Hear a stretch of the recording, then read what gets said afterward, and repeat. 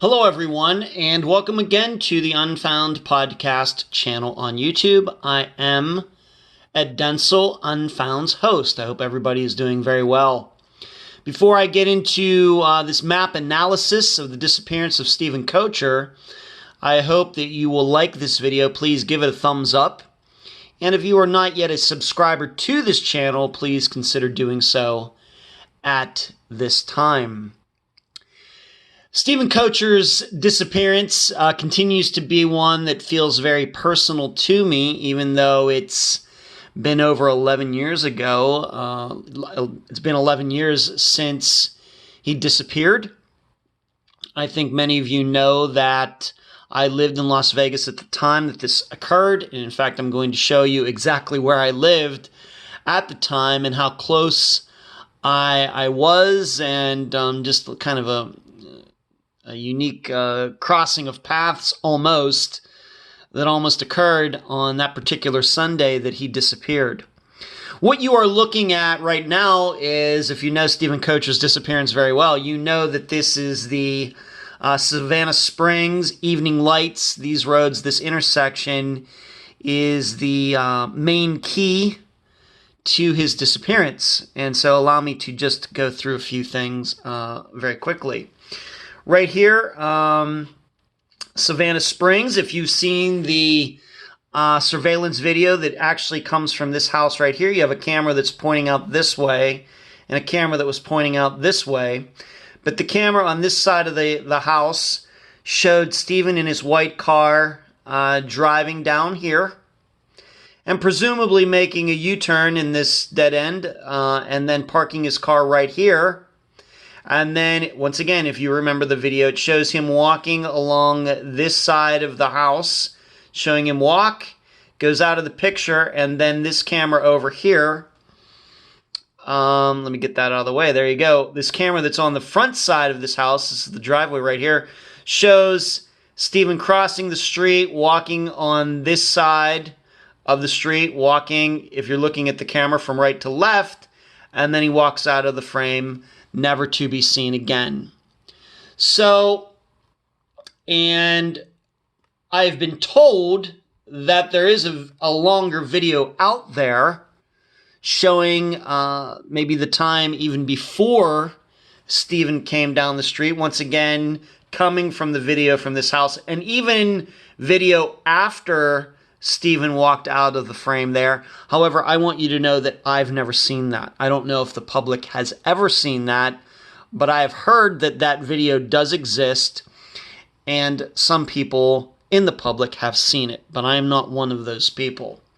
So just to give you an idea, so this is where this all happens, and I will come back to 2260 Evening Light Street here in a moment. I will explain that. But allow me to zoom out here a little bit if my Dell computer will let me allow me to do so. If you want to see where this is compared to, of course, this is a Henderson, Nevada address, but Henderson and Las Vegas, as you can see, there's Henderson and here's Las Vegas. They are really up against each other as two cities can be. Of course, Henderson is much smaller in population than Las Vegas is. But here's the location where where he was last seen. And right up here is McCarran Airport. And there is the Strip. Let me zoom down here. Right here, roughly right here in this picture is Las Vegas Boulevard. Right in here is where the MGM Grand is, where New York. You go up here further, you get up here to the Bellagio, up here further the Mirage on this side. Let me pull this down even more. And you go up here even more, and then the Venetian and all those casinos that you've seen, whether you've been there or have seen a movie or documentary, any pictures of Las Vegas. Way down here is where Stephen disappeared or was last seen on video. And up here in Las Vegas is the Strip. I would say it would take about 20 minutes, maybe even less than that, to drive from here up to the middle of the Strip. And then if you go way up here, here's downtown, what they call downtown Las Vegas, right where it says Las Vegas. That's where Fremont Street is, the Golden Nugget, etc. So let me now show you where I was living when this all happened. I was living, I know I can find it. I was actually living on a street called Raggedy Ann Avenue. And so once again, to show you where Stephen disappeared from, that red spot right there. I lived at South Maryland Parkway, right up here, right about there. It's called Raggedy Ann, right there at the top of your screen. Let me see if I can go down here a little further so you can see it. I lived right in there. Raggedy Ann. I was renting a room from a homeowner. There was a 3-story house, kind of narrow but very tall house right there at Raggedy Ann Avenue. I lived there sometime in 2008 until sometime in 2010. And so I was there in December of 2009. To get from there to there, it's about 7 miles. Maybe takes about 10 minutes. So I would go down Las Vegas Boulevard, St. Maryland Parkway, get here, and then go over here and take this road to get the whole way up to Evening Light Street. And you should know that at the time I did drive down the street, and I also walked down the street. So very close. Now what's even more bizarre is that Sunday that I would have been there, that this happened, that usually on a Sunday, being that this is during the NFL season, there was a Steelers bar about right there at the top of the screen that I used to meet my buddy Brad at the time. However, so I would have been around the time he disappeared around noon, or he went to this location around noon. That would have been right about the time that I would have been going to this Steelers bar that was right in this area. However, the issue was that Sunday, the Steelers had already played the previous Thursday against the Cleveland Browns, so the Steelers weren't playing that day.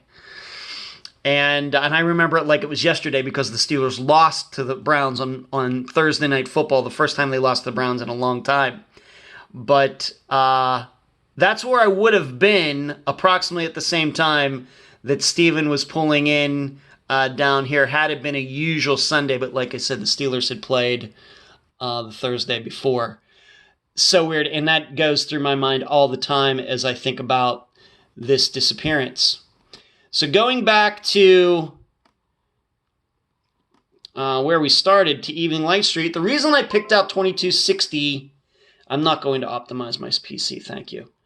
The reason I picked out 2260 Evening Light Street is because, if you will remember from the documents I received back in late November of 2020 that I posted, or that my assistant Natasha posted on the website, theunfoundpodcast.com, and they are still there if you would like to download them and look at them for yourself, from St. George, Utah Police and from the Henderson Police Department.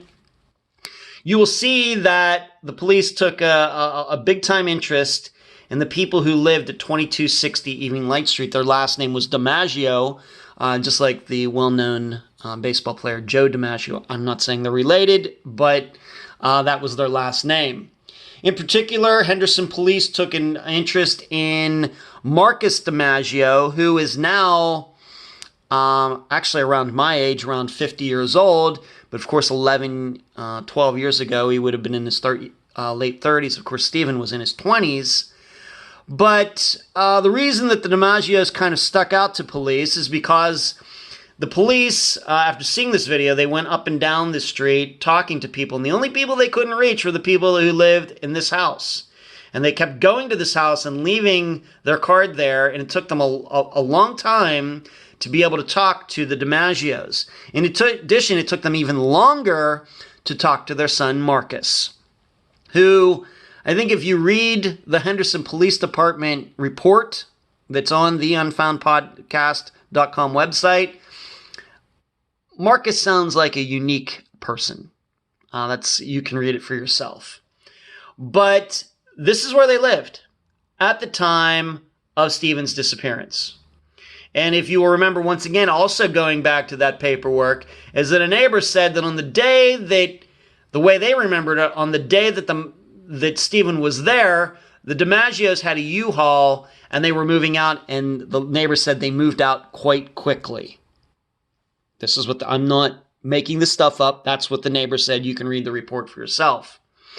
When the police finally did track down to the DiMaggios, both the parents and their son, Marcus, none of them said they had ever heard of Stephen Koecher. They knew about the disappearance, but none of them recognized him. None of them knew him. Nothing at all.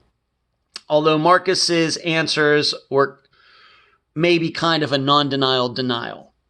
But this is where they lived. Now, as you can see, Stephen parked here. He crossed the street. He was walking down this way. This would have been the first house Stephen encountered. So it would make sense maybe that that was where he was going. There's no proof of that. But you should also remember it might have been the reason that he crossed over to this side of the street is because it's this side of the street that has the sidewalk. There is no sidewalk on the, I guess that would be the west side of the street, but there is a sidewalk on the east side of the street. So it very well could be the only reason that Stephen crossed over to this side of the street is because that's where the sidewalk was. And it wasn't because he was necessarily going to this house or this house. He could have been going to a house way down here on the other side of the street.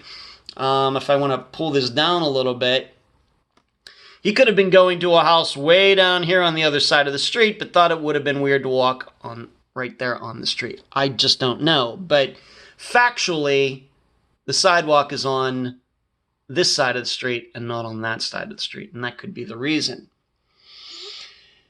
Now, the other issue is that there's been no proof in the last 11 plus years that anybody in the DiMaggio family and Stephen Koecher had any contact at any time. There's nothing in that, in any of the paperwork that my source got from the police.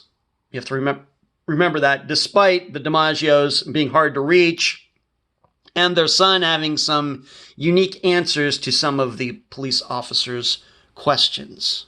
But that's how close it was. Car here, house there. This particular house.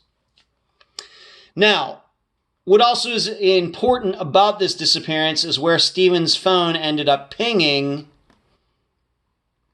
after Stephen was in that area. And this is a reason I think that the public, even without seeing the, I have to keep zooming this out. This just shows you how far it is away. But I want to make sure I can get it on the screen. Okay. But this is another reason that for the public, this is the DiMaggios caught everybody's attention, even without seeing this paperwork, is because, as I stated, the DiMaggios were moving somewhere. Where did they move? They moved down to this area of town. Why? I don't know. I have no idea. I don't know if anybody knows that. But they lived here. They moved down to this general area. Now, if you're wondering what this area is, you can look it up on a map, and you will see that this is the Sunset Station area. This is another area of Vegas I'm very familiar with. When I lived in Las Vegas, I saw many movies at Sunset Station. I actually, at Sunset Station, saw, what was it? Loverboy and Night Ranger together. Must have been back in about the year 2000 in concert at Sunset Station. So I'm very familiar with this area because I used to live not too far away from there, but north of there. But Stephen's phone, when it pinged later that day and then the next morning on Monday, was down in this area. And in fact, when I lived there, I went down and found the actual cell phone towers where his phone pinged. One of them was right in here, and another one was up here. Once again, let me pull this map down a little bit further. Was up in this area right here. So one of the pings was right here near what they call the 215. And then the other one was right here up at the top of the screen. And that was an area that they call Whitney Ranch. So right there is where his phone last pinged. The way I remember it is that last ping had something to do with Stephen or somebody using his phone to check his messages. So there's that. But once again, when the DiMaggios moved from this little red dot at the bottom of the screen, they moved down to this area, and then people found out that's where the last pings were in that general area, and that's what caught the public's attention regarding the DiMaggios. But now that we know the paperwork, we know that the police had their attention on the DiMaggios for a different reason. Because they were hard to reach. They were the only neighbors, the only residents on that street who were hard to reach. Now, you should know, from Evening Lights to this area, it's about 11 miles. And nobody would have walked that. I remember at the time some people were saying, well, Stephen could have walked that or something. Nobody would have walked that. Nobody. So he had to have gotten a ride down there, or at least his phone ended up down in this area. To my knowledge, the DiMaggios, at least the parents, still live in this area. However, Marcus DiMaggio, I believe, now lives in either North Dakota or South Dakota. He does not live in Nevada at all. And this, of course, does not even bring up, none of this even brings up Stephen's landlord at the time, Brett Bishop, and how he had stolen a Porsche SUV and got caught doing that. In fact, he had gotten caught with that before Stephen went missing.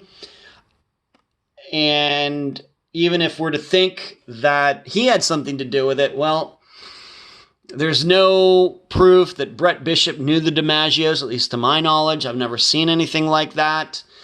In addition, there's no proof that Stephen knew the DiMaggios or anybody else. Stephen, of course, knew Brett Bishop because he was the renter. Other than that, I'm not sure at this point, over 11 years later, that we can draw a very solid triangle between Stephen, Brett Bishop, and the DiMaggios, specifically Marcus DiMaggio. So those are the main people. Those are some of the main locations regarding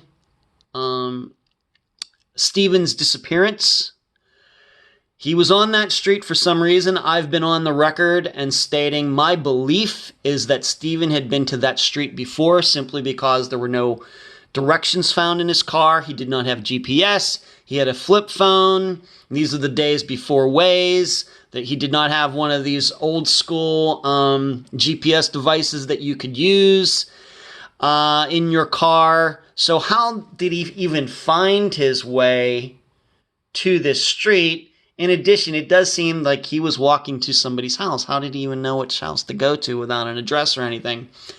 That's why I believe that he had been in the area before. And if you will check those PDF files one more time, if you'll go to them and on the unfoundpodcast.com and go to the Stephen Koecher page, you will find that somebody who, private security that was in this area at the time, stated that this person believed that he had seen Stephen's car parked in this location before. Well before the day that he showed up there and disappeared. And so this would kind of go to my theory that he had actually been on the street before for some reason. So there you go. This is a map and the locations for the disappearance of Stephen Koecher. And once again, I hope you will give this video a thumbs up, and please consider subscribing to the Unfound podcast channel. Thanks.